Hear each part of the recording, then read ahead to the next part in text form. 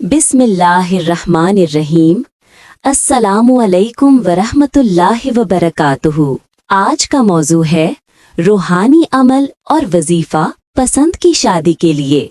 ये वीडियो उन भाइयों और बहनों के लिए है जो दिल से किसी को पसंद करते हैं लेकिन रिश्ते की राह में रुकावटें हैं, वालिदैन राजी नहीं या हालात साथ नहीं दे रहे।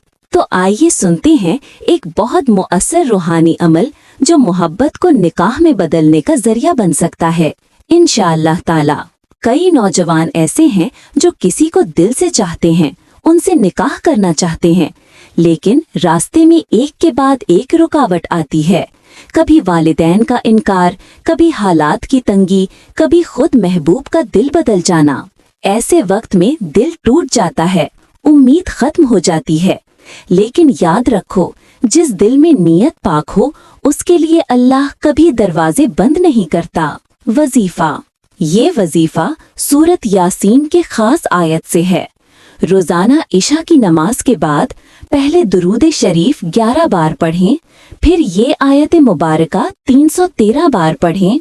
रब्बि इन्नी लिमा अंज़लता इलैया मिन खैरिन फ़क़ीरुन। सूरतुल क़सस आयत 24। फिर आखिर में दोबारा दुरूद शरीफ 11 बार पढ़कर